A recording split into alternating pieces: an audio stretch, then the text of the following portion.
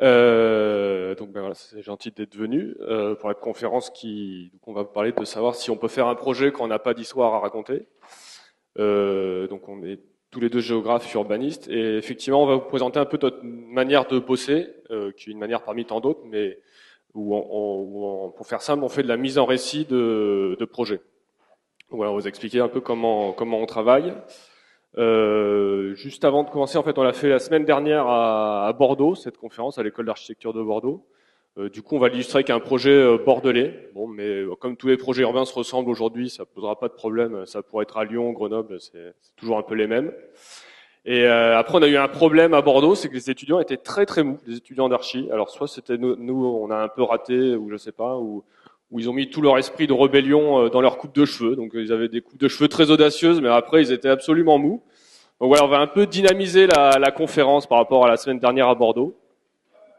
Et donc pour commencer, en fait, on va replacer un peu le contexte de la profession.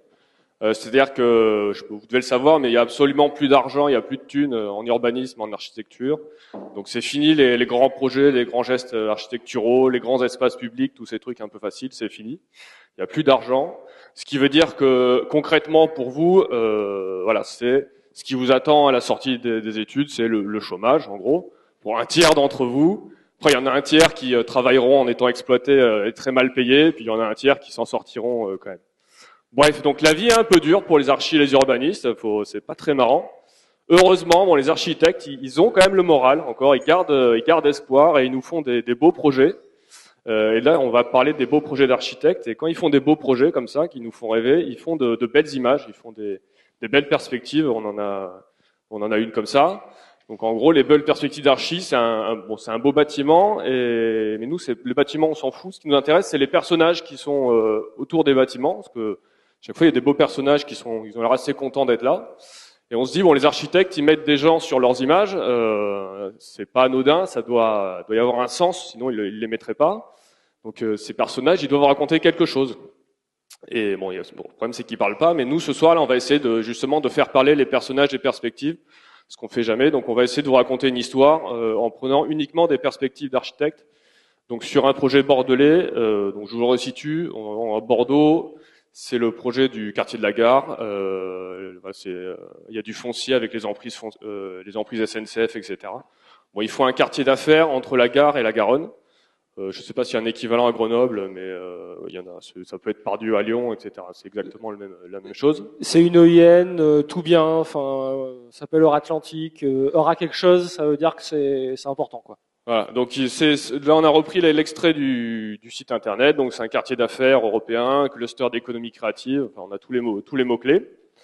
Et donc on va se projeter dans ce projet Euratlantique. Et là, le bâtiment qu'on voit, c'est le FRAC, donc c'est le Fonds régional d'art contemporain. Donc c'est là où il y a les artistes qui exposent leurs œuvres. Et donc ça, c'est un bâtiment qui est dessiné par Big, le danois. Bref, peu importe. Donc là, on va se projeter, on va raconter une histoire. Donc là, on imagine, on est un jeudi, il est 18h.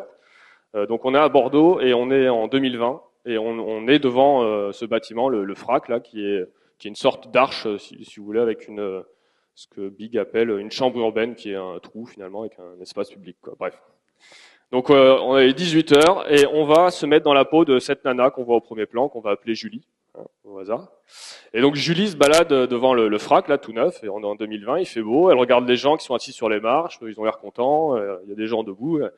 Et elle sait que c'est le FRAC, donc elle se dit il y a plein d'artistes, ils ont l'air hyper créatifs.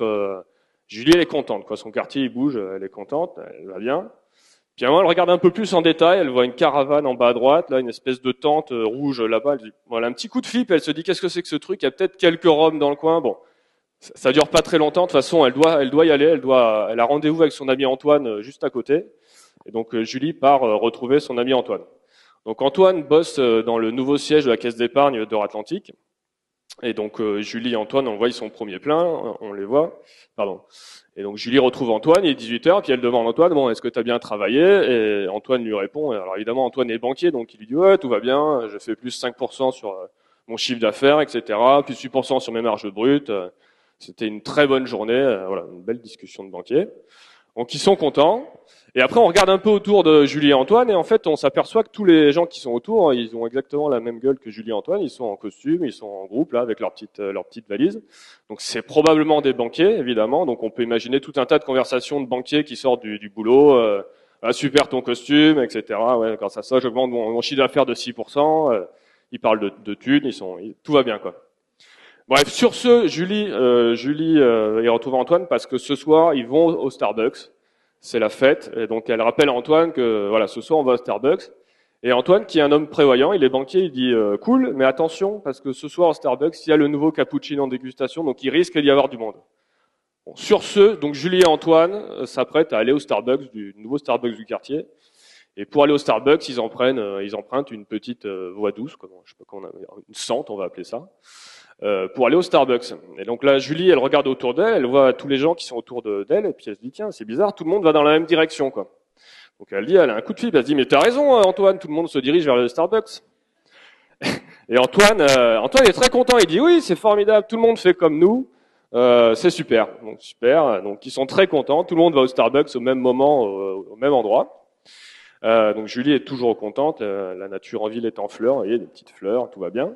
Et puis elle regarde autour d'elle, elle regarde les bâtiments, puis elle a quand même un petit doute. Elle se dit, ça c'est bizarre, il y a plein de lumière allumée en pleine journée. Est-ce bien écologique? Elle a un petit doute. Et Antoine, qui est un homme assez sûr de lui, le rassure tout de suite en disant, ne t'inquiète pas, Julie, c'est un écoquartier, tout va bien. Et donc sur ce, voilà, Julie et Antoine continuent, s'apprêtent à aller vers le Starbucks. Donc voilà, ils marchent, c'est 18h15 et ils arrivent devant le Starbucks qui doit être là.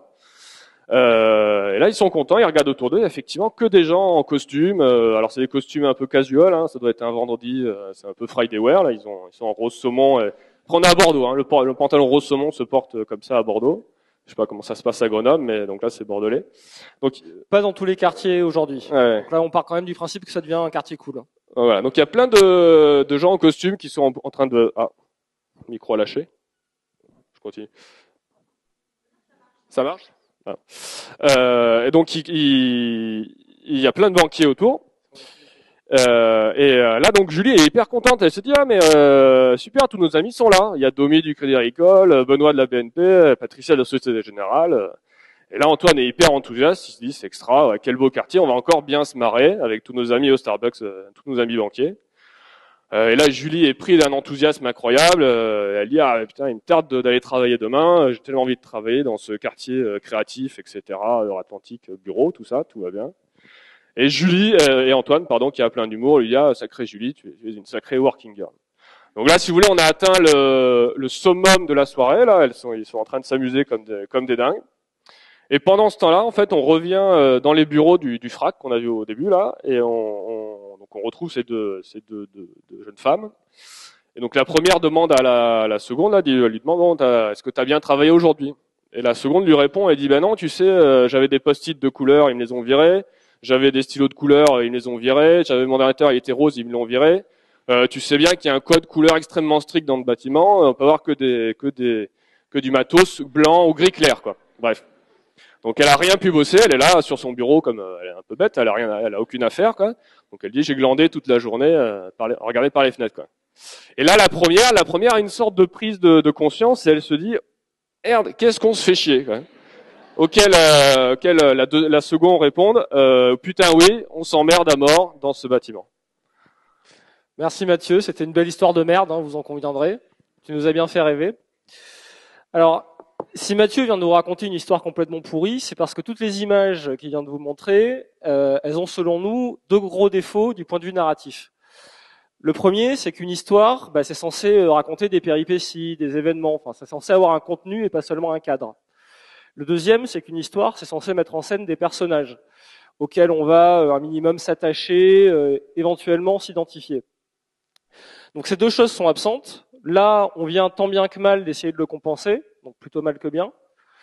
Mais le fait que quelque part ça manque, ça veut dire quelque chose sur nos professions d'urbanisme et d'architecture.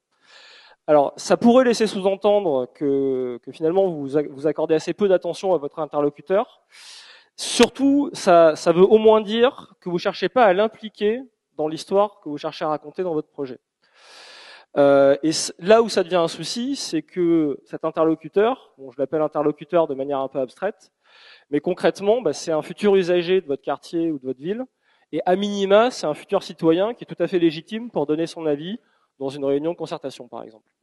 Alors, on a regardé ce qui se faisait à Grenoble et en fait, on s'est aperçu qu'on vous a déjà raconté des histoires de merde où en fait, on n'a pas du tout impliqué le futur usager parce qu'en fait, on s'est complètement trompé sur l'usager futur du projet. On a compris qu'à Grenoble, vous aimiez la nature, les arbres, les tentes Quechua.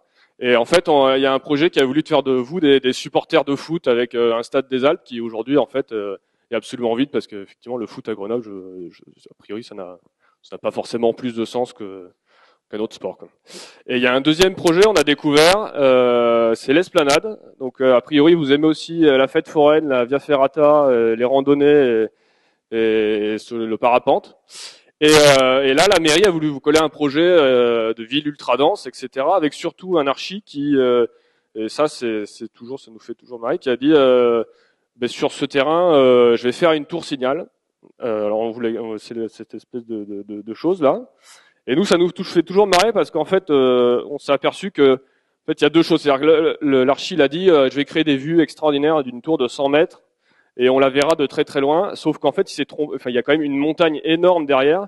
Donc ça, il y a que les architectes pour penser que faire une petite tour de 100 mètres devant une montagne qui en fait, je sais pas combien, 600, ça va marcher. Donc bref, le projet a foiré parce que personne s'est projeté dans ce genre de choses, quoi. Donc les histoires pourries, vous en connaissez à Grenoble, il y en a dans toutes les villes, mais voilà, c'était pour un peu illustrer. On s'est quand même donné la peine de contextualiser un minimum, quoi. Donc j'en reviens en fait. Donc on a deux problèmes qui interagissent, vous allez le voir. Un problème d'action et de déroulement et un problème de personnage. Donc on va analyser ça un petit peu méthodiquement. En ce qui concerne l'action, tout d'abord, donc vos perspectives sont des images et des représentations qui sont résolument tournées vers l'avenir. Si vous deviez raconter une histoire, finalement, vous la commencez par la fin, à un stade où le projet est déjà très achevé, très abouti. Donc vous vous projetez directement dans un état stable et c'est une représentation à laquelle, même si vous l'exprimez pas, vous conférez quand même une dimension utopique. Après tout, ok, pourquoi pas. On n'est pas censé être des scénaristes de série ou des romanciers. Donc notre travail, c'est de nous tourner vers l'avenir, vers une vision comme ça, espérée, idéalisée du projet. Et c'est tout à fait cohérent avec ce qu'on fait dans la discipline depuis au moins la Renaissance. Donc, si vos profs ont bien fait leur boulot, ou si vous êtes suffisamment avancé dans vos études, vous devez reconnaître la fresque d'Urbino de Piero della Francesca, enfin attribuée à Piero della Francesca, puisqu'il y a un petit doute. Donc ça, c'est la ville idéale telle qu'on l'a concevée à la Renaissance. Vous observerez que malgré le contexte humaniste, la ville idéale, elle est peuplée par personne. En tout cas, quand on la montre. Alors, aujourd'hui, c'est un petit peu plus subtil. Dans les pairs architectes, on aurait commencé par ajouter de la transparence. Je sais pas pourquoi, on montre jamais les bâtiments tels qu'ils sont complets. Et puis, vous auriez quand même rajouté des individus. Alors, pas n'importe lesquels. Hein. Vous avez forcément Antoine, hein, on en parlait tout à l'heure, un CSP+, un banquier, souvent un cycliste, des seniors, mais alors il faut quand même que ce soit des seniors coolos et un petit peu en jambes. Une femme jeune mais quand même dans la force de l'âge, un peu travailleuse et tout, souvent des poussettes, donc là vous avez les deux en un, image particulièrement conseillée. Et puis il y a toujours des enfants qui jouent au ballon, on comprend jamais pourquoi, mais il y en a un max. Donc vos villes idéales, on se projette, en gros elles ressembleraient, alors non, je précise quand même, eux aussi on les rend un peu transparents, faut pas qu'on puisse trop les identifier non plus. Et donc rapporté à vos villes idéales, ça ressemble à peu près à ça. Donc c'est caricatural, mais c'est ce qu'on fait aujourd'hui avec des personnages qui doivent pas être trop visibles. Donc nous, on en conclut que l'idéal de l'architecture, il est forcément formel, donc vide ou à la limite désincarné. Donc comme il se passe rien ou rien d'intéressant ou rien de crédible, l'idéal de l'architecture aujourd'hui pour nous, c'est ça, c'est une nature morte. Alors c'est une nature morte urbaine, hein, parce qu'après tout, si il y a de la nature en ville, elle peut très bien être morte. Je précise quand même, évidemment, il y a un problème dans mon image. Voilà. C'est la transparence. Alors, ça peut paraître surprenant, mais cette absence d'histoire, de péripéties, le fait de vous inscrire directement à la fin de l'histoire, ça s'inscrit dans une tradition philosophique qui est la tradition hegelienne. Donc Hegel, c'est le trublion qui est à gauche. Pour Hegel, l'histoire, mais la grande histoire, hein, pas les petites histoires romancées, c'est quelque chose qui a un sens, une direction, une progression et donc une fin. J'ai caricaturé et résumé un peu sa pensée. Son idée, c'est que l'histoire progresse jusqu'à un point où où tout le monde aura un niveau de liberté et d'accomplissement personnel qui va permettre de mettre de côté tout ce qui est ambition, rivalité, affrontement, conflit, toutes ces petites choses que lui-même d'ailleurs appelle des moteurs de l'histoire. Donc une fois que ça passe de côté, on en arrive à la fin de l'histoire. Donc cette thèse grand courant philosophique qui a été remis un peu au goût du jour dans les années 86 par Francis Fukuyama, peut-être comme ça que vous en avez entendu parler. Donc il lui avait écrit ça au moment de l'effondrement du bloc de l'Est en disant bah voilà c'est la preuve que la démocratie libérale va s'abattre sur le monde. Alors, à vous de voir si vous adhérez ou pas à cette philosophie. Après tout, pourquoi pas. Soyez quand même conscient que c'est une philosophie qui est relativement optimiste en théorie, en tout cas sur le papier. Mais comme c'est une vision d'avenir qui est complètement dépassionnée, ça peut paraître assez léthargique et du coup un petit peu flippant. Hein. Donc on en revient à vos Perses. Vous mettez des gens dessus. Mais assez rapidement, toutes ces silhouettes, on se demande si c'est pas un peu des zombies. On se demande ce qu'ils peuvent faire, ce qu'ils peuvent espérer faire. On a bien aimé cette Perse parce qu'en plus là où il y a beaucoup de gens au balcon. C'est un peu un mix entre les oiseaux et Walking Dead pour vous donner un ordre d'idée. Enfin, en tout cas, nous du coup, c'est comme ça qu'on perçoit l'idéal quand on a un peu de recul. L'autre problème de la philosophie hegelienne, c'est d'ailleurs le problème qu'a eu Hegel lui-même et Fukuyama plus tard, c'est de savoir si au bout d'un moment vous n'allez pas vous récupérer l'histoire en travers de la gueule. Parce que bon, un projet, ça a une vie après sa conception, ça a même 30 ou 40 années de vie dans la plupart des cas. Ce qui veut dire que durant cette période, c'est des techniciens, des élus, qui vont devoir se taper tout ce qui aura été mal pensé ou pas pensé dans vos projets. Et qui peut, eux, leur éclater à la gueule en mode relativement conflictuel. Alors, pour nous, le récit devrait permettre justement de se projeter un peu dans ce projet, dans l'après-projet, et du coup d'anticiper un certain nombre de défauts de ce projet. D'où l'intérêt qu'on lui prête. Alors rassurez-vous, on parle de récit, mais évidemment, il ne s'agit pas d'inventer des rebondissements ou des cliffhangers absolument incroyables comme vous en avez dans la série américaine aujourd'hui. Nous, tout ce qu'on vous demande, c'est de mettre en place un déroulement. Commencez à fabriquer l'histoire, juste commencer à créer des situations et déterminer à quel moment vous estimez avoir fait le tour de ce qui est crédible, pas crédible, de ce que vous voulez envisager. Donc d'ailleurs, pour vous aider à ne pas trop en faire, vous pouvez appliquer des techniques. La première technique étant de se fixer une limite dans le temps. J'imagine l'avenir jusqu'à l'année temps. Ça peut correspondre à un contron, à un événement électoral, peu importe. L'autre astuce, c'est de savoir à quel moment vous avez passé en revue tous les personnages que vous vouliez prendre en compte. Donc, ce qui nous amène au deuxième point, les personnages. Parce que s'il n'y a pas d'action, c'est d'abord et avant tout parce qu'il n'y a pas de personnages au sens strict et complexe du terme. Vous avez, voilà, la plupart du temps que des zombies ou au mieux les castings de banques d'images que je vous montrais tout à l'heure. Et le gros problème, c'est que c'est très difficile comme ça de raconter une image avec des individus aussi peu typés, aussi peu caractérisés. Faut pas croire que le CSP++, ça passionne forcément les foules. Au contraire, la fiction est là pour nous prouver qu'il y a des individus qui sont beaucoup plus intéressants, comme les nains. Les nains ont beaucoup plus de succès, vous le voyez à travers l'exemple de Games of Thrones, mais ça marche aussi dans un tout autre style avec Joséphine Ange Gardien. Ça fait de l'audience, ça intéresse. Alors, on va insister là-dessus, sur ce besoin de mieux caractériser vos personnages, parce que y a un défaut dans lequel on tombe inévitablement. On en a nous-mêmes été victimes dans nos études, dans nos premières années d'expérience.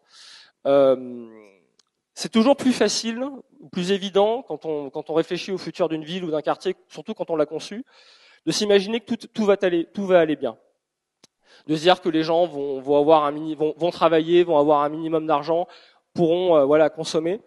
Le problème, c'est que penser comme ça vous amène inévitablement au cadre ou au banquier, et surtout c'est la solution de facilité.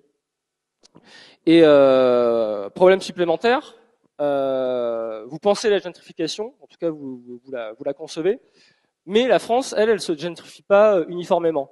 Donc, en admettant que votre quartier il fonctionne et il fonctionne comme vous l'avez espéré, bah, vous allez inévitablement créer des perdants et vous en oubliez les autres, les gens qui restent.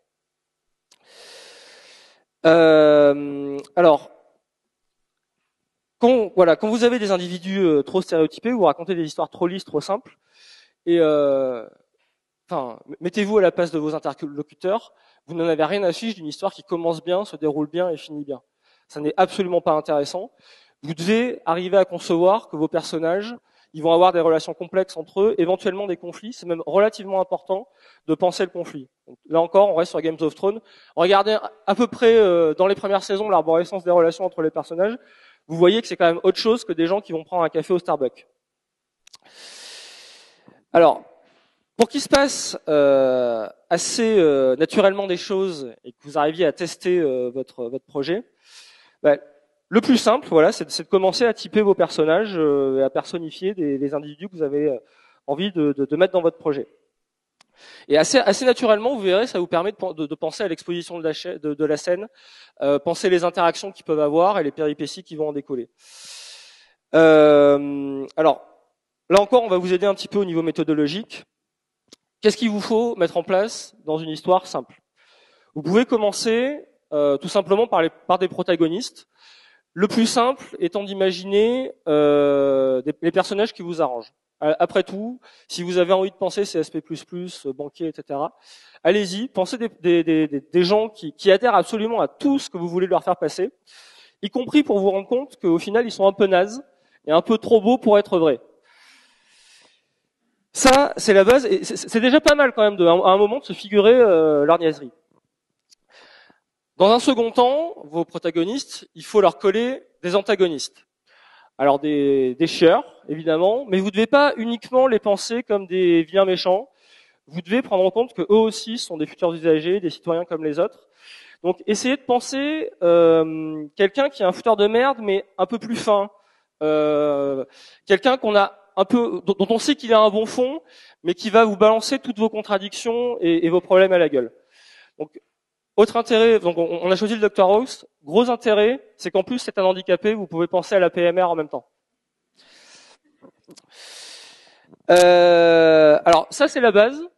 Par moment, quand vous avez un projet un petit peu complexe, que vous avez besoin d'expliquer, de rentrer dans le détail d'un mode de vie, etc., vous pouvez passer par le biais de personnages qu'on appelle les passeurs, qui sont en fait des interprètes. Donc dans cette autre série bien connue, on vous plonge dans un univers théoriquement assez fermé et assez codifié qui est celui des geeks américains, fans de comics, etc.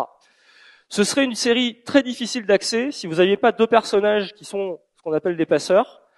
Le geek qui a suffisamment de recul sur son univers pour être capable de dire ah oui quand même de temps en temps ce que je fais c'est particulier, et la personne qui est complètement extérieure à cet univers mais qui va peu à peu se l'approprier et rentrer dedans. Donc c'est des personnages, au bout d'un moment, d'ailleurs c'est ceux qu'on aime le moins, parce qu'on s'est approprié les codes, mais ils sont absolument nécessaires à rentrer dans l'univers.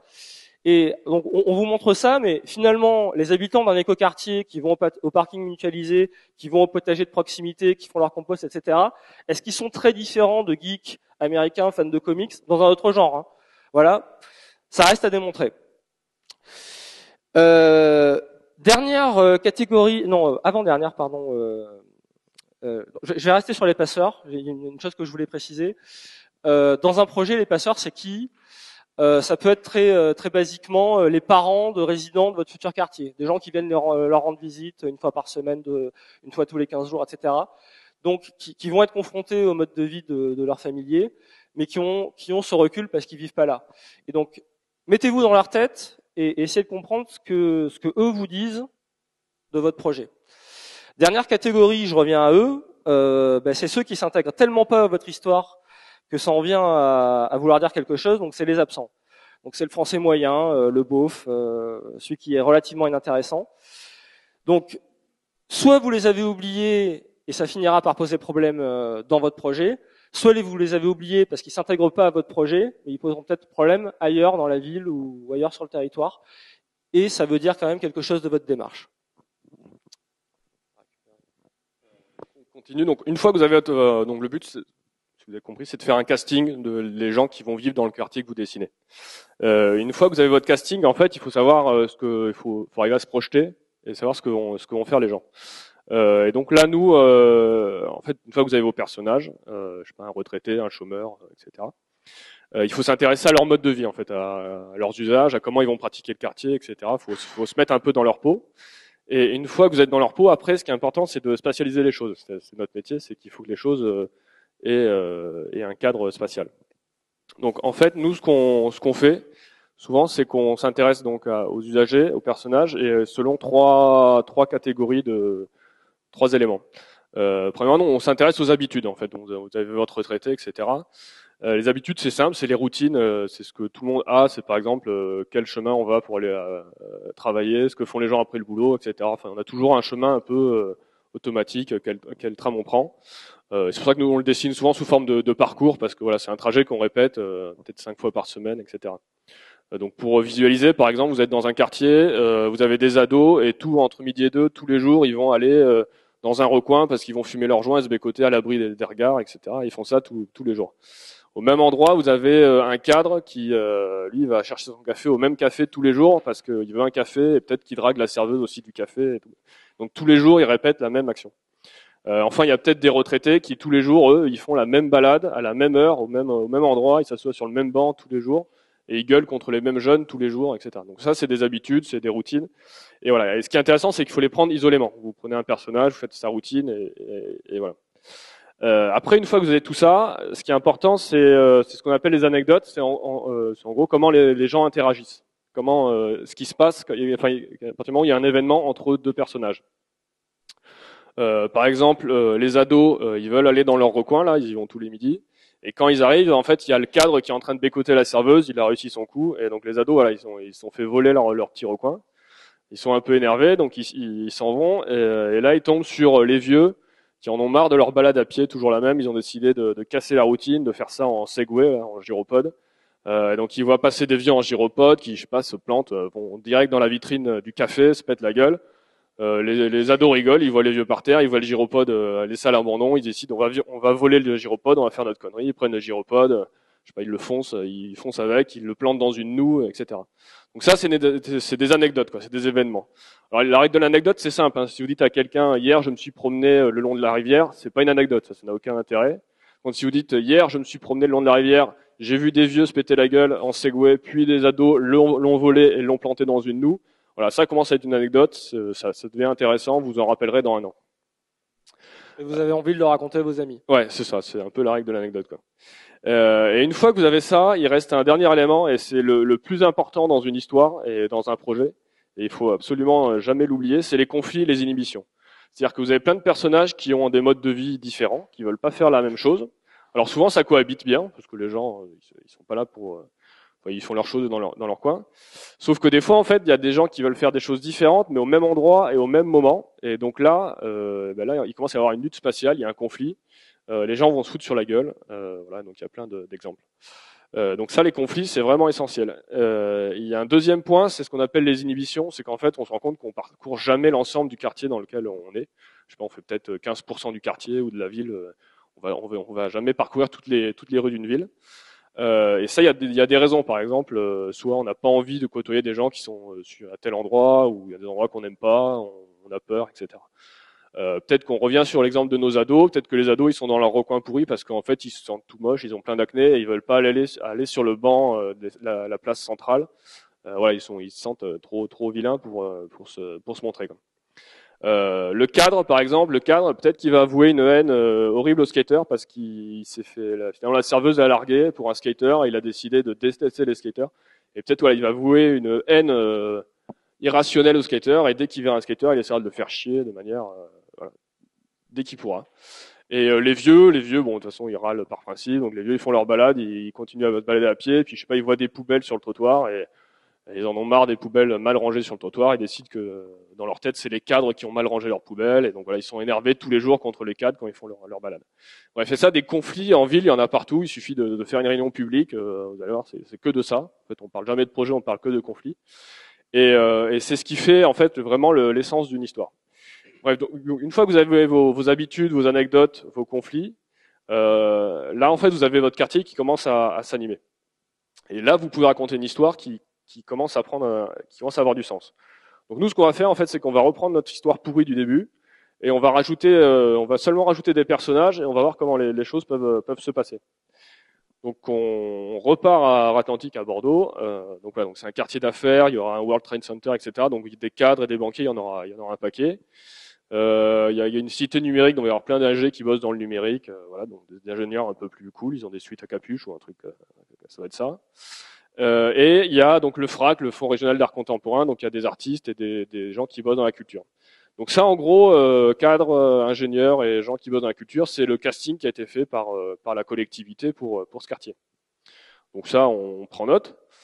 Et donc après, on s'intéresse au projet. Donc ça, c'est le plan du projet. C'est pas très important, mais nous, on a regardé le texte en fait.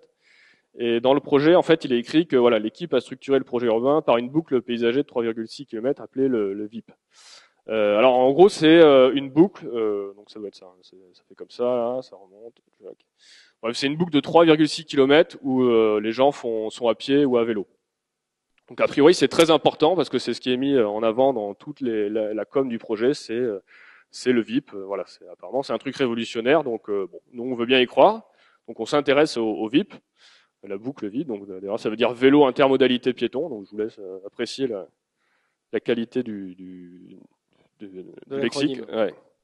Et en fait, donc on se renseigne sur ce VIP et voilà, il est écrit qu'en fait c'est l'idée d'une ville vécue à 10 km/h. Donc ce qu'on a compris en fait, c'est que sur le VIP, vous pouvez marcher ou aller à vélo, mais jamais à plus de 10 km/h.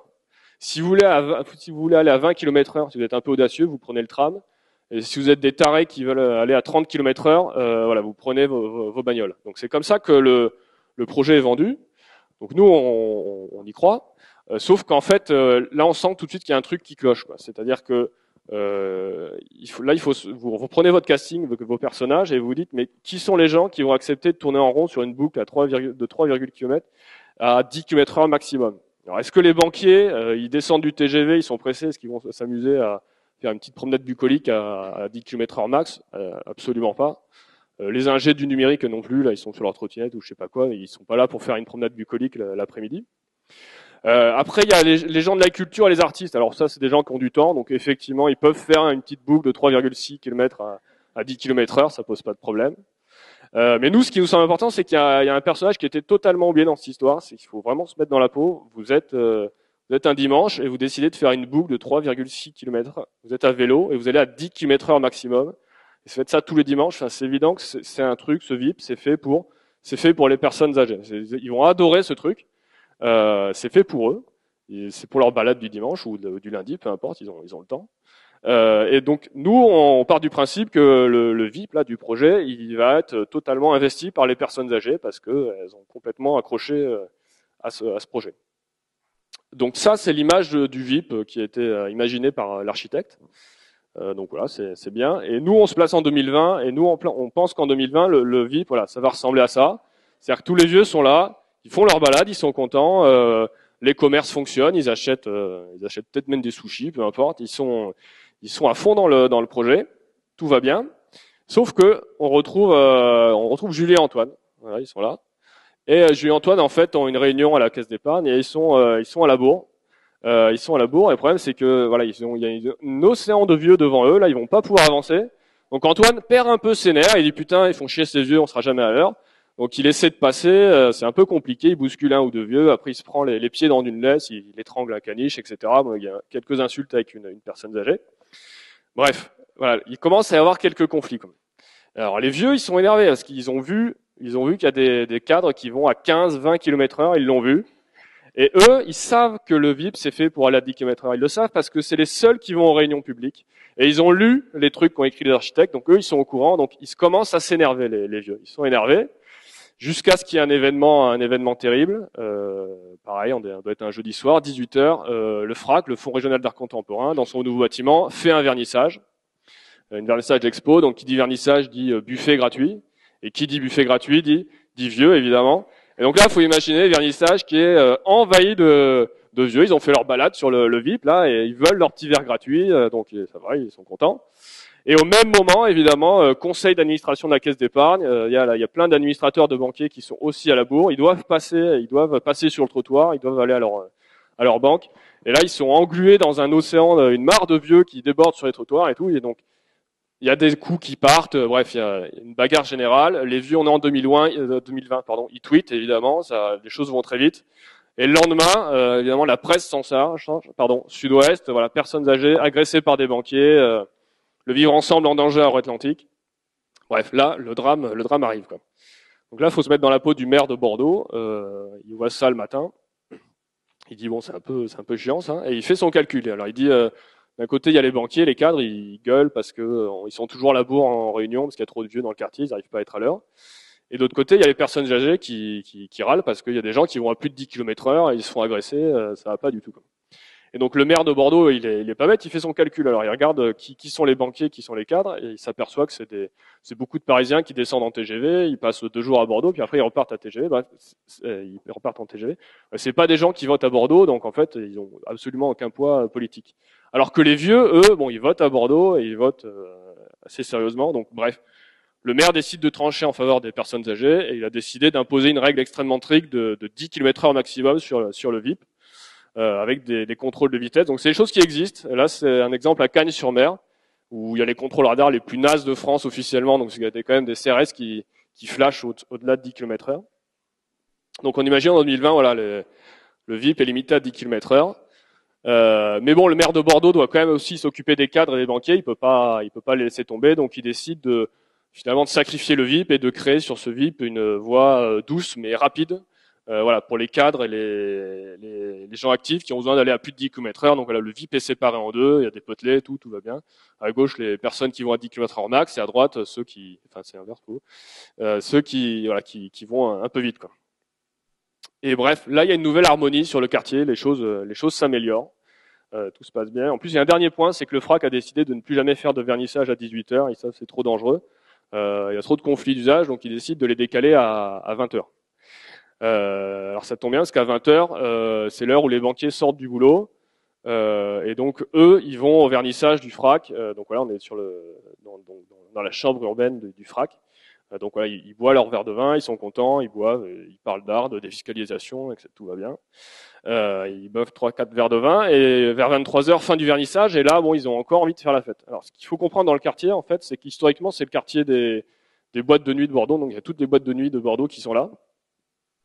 Alors la mairie a essayé de les virer, mais c'est un peu plus compliqué que ça. Et donc le projet a décidé il voulait les virer, mais il voulait en contrepartie faire ce qu'ils appellent un pôle nuit. En gros, faire une sorte de quartier festif, mais qui n'a rien de très très festif, quoi. Donc on revient sur l'exemple. Donc les banquiers sont là, il est 23h, ils ont fini leur vernissage, ils ont 3-4 verres de vin dans le gosier, puis ils ont encore envie de s'amuser, donc ils savent que voilà le projet, il y a un pôle nuit dans le projet qui est juste en face du FRAC, donc ils vont voir à quoi ça ressemble là, ils tendent la tête et ils disent oh putain, du cinéma en plein air, un cours de valse ou des trucs comme ça, bon ça a l'air un peu chiant, on n'a pas envie d'aller là, quoi. Et ils se retournent, en fait, il suffit de se retourner et ils regardent de l'autre côté du FRAC, à 50 mètres, en fait, ils tombent sur la plage, qui est l'une des plus grandes boîtes de nuit de France, qui est à 50 mètres du nouveau bâtiment.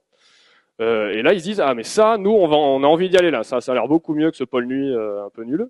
Et là, donc voilà, ils arrivent un peu bourrés et ils vont en boîte de nuit, ils rencontrent des étudiants, des étudiantes qui leur demandent mais vous venez d'où. Ils leur disent bah ouais, il y a des super vernissages, l'alcool et la bouffe est gratos juste en face de la discothèque, on vous conseille, etc. Donc les étudiants sont pas bêtes. Prochain vernissage du FRAC, tous les étudiants sont là dans la chambre urbaine.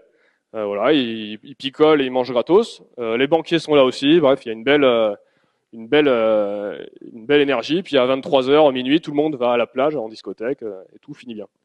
Et le matin, 8h, les vieux réinvestissent le quartier pour leur promenade sur le VIP. Et ils croisent les étudiants et les banquiers qui sortent de boîtes de nuit bourrés, fatigués, etc. Et même s'ils sont en vélo, comme ils sont bourrés et fatigués, en fait, ils vont jamais à plus de 10 km/h, là, ils tanguent, etc. Et donc les vieux sont très contents, tout va bien, il n'y a aucun souci. Les gens ont le droit de se bourrer la gueule tant qu'ils vont pas plus de 10 km/h et qu'ils respectent les règles, tout va bien. Et donc voilà, tout se passe vraiment bien dans le quartier, au point que, surprise, l'Express sort son classement 2020 des villes senior friendly. Et c'est Bordeaux qui remporte la première place, grâce notamment au quartier Atlantique. Le maire de Bordeaux, évidemment, s'en sert pour sa com, sa future réélection, en disant, voilà, amis seniors, on pense à vous. Donc voilà, c'est une histoire qui finit bien. Alors après, évidemment, on peut imaginer plein de choses, hein. Ça finit bien, sauf que les banques et les sièges sociaux qui sont installés sur le quartier, en fait, ils n'ont pas du tout envie d'être associés à une image de quartier de vieux. Donc ils se disent, est-ce qu'on doit rester là? Est-ce qu'on déménage dans 3, 4, 5 ans?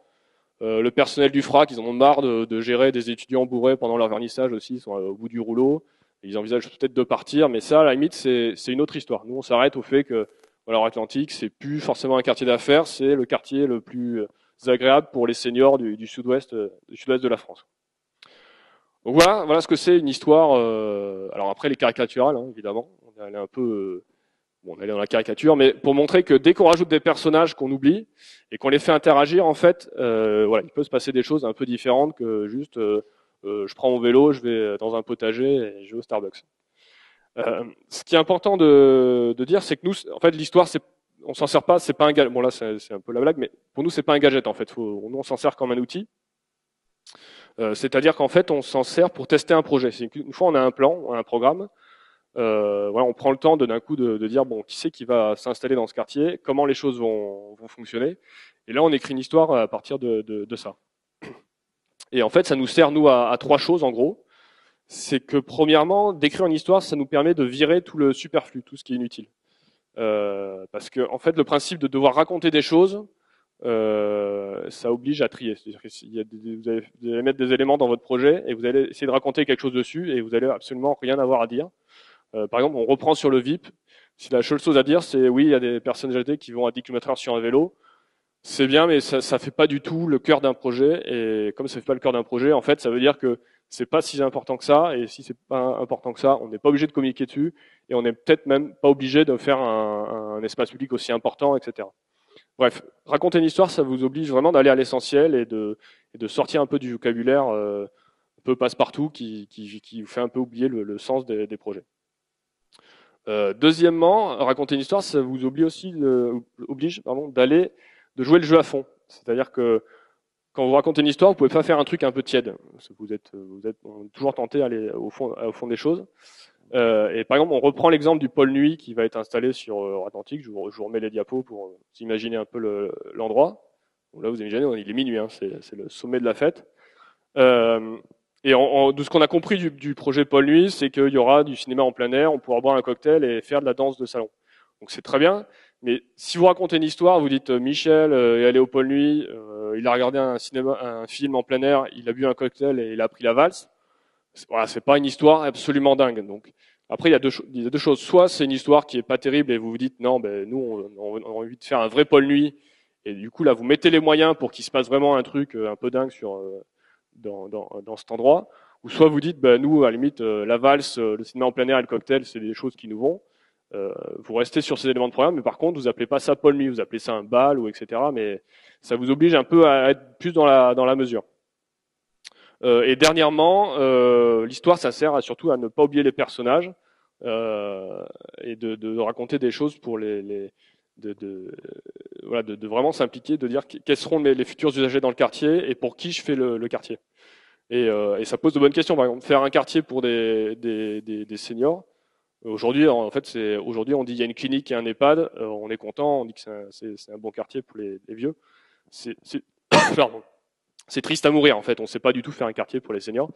Du coup, ça pose vraiment de bonnes questions et c'est des défis assez intéressants de savoir comment on fait un quartier pour des personnes âgées. Alors, voilà, comme l'a dit Mathieu, effectivement, on a été un peu caricaturaux, on peut donner l'impression de s'être lâché, mais dans le fond, est-ce que la seconde histoire qu'on vous a racontée, elle est tellement plus invraisemblable que la première? Je vous pose la question.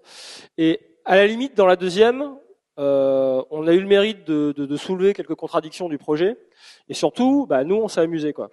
Nous, c'est pour ça qu'on vous conseille cette méthode, c'est que comme on a des professions qui sont un peu prises de névrose, Au moins, vous avez une technique pour vous amuser, ne serait-ce que dans le confort de votre bureau. Et comme l'a dit Mathieu, si vous montez un projet dont vous racontez l'histoire et que cette histoire vous paraît relativement chiante et sans intérêt, ben c'est peut-être que votre projet il est relativement chiant et sans intérêt, ou que vous êtes des personnes relativement chiantes et sans intérêt. J'irai peut-être pas jusque là.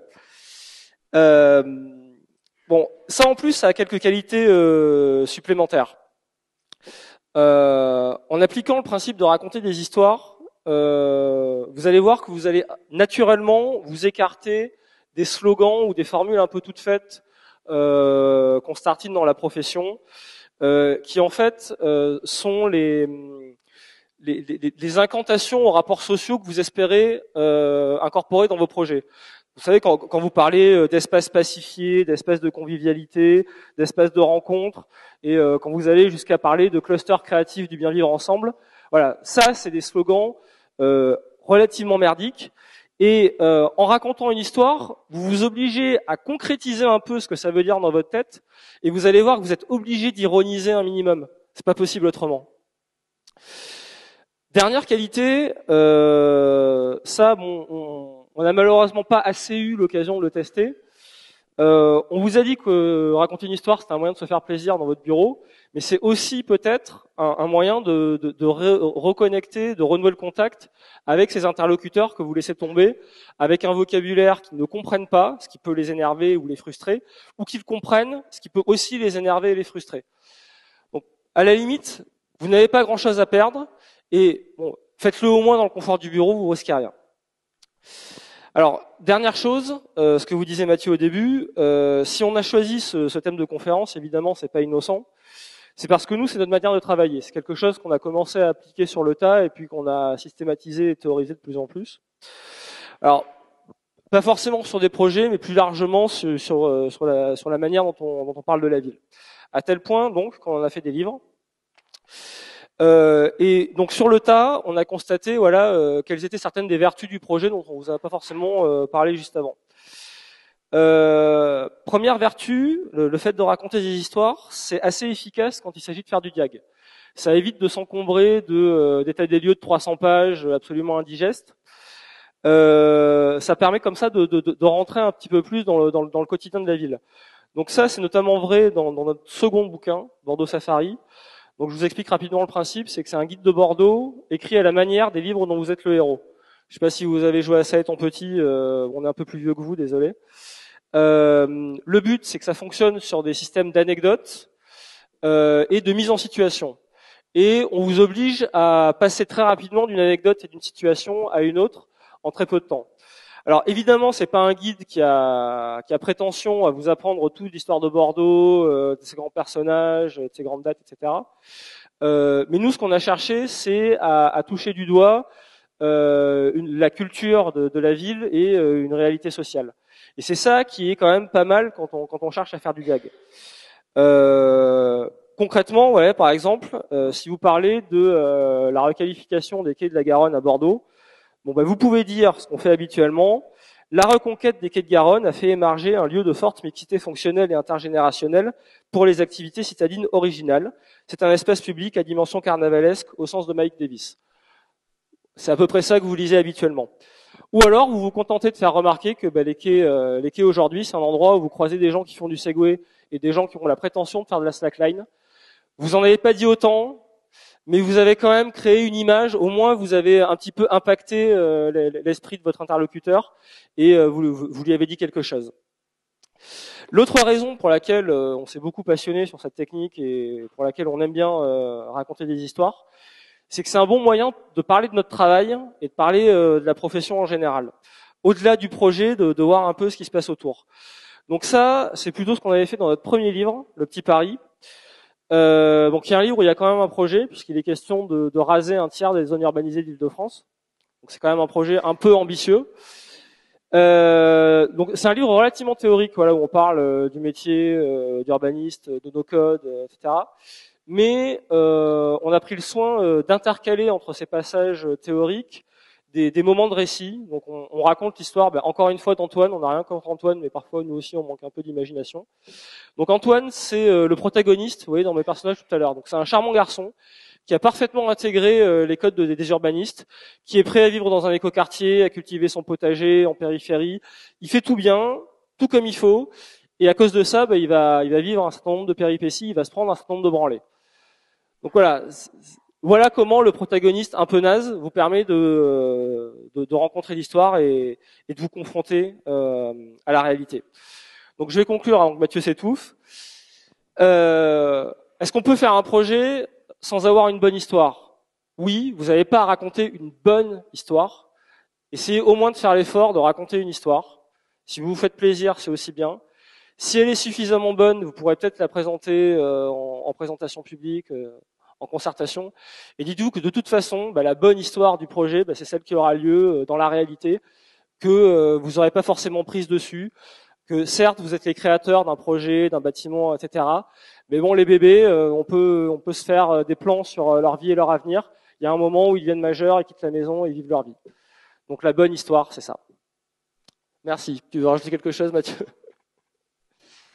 J'ai oublié de te présenter.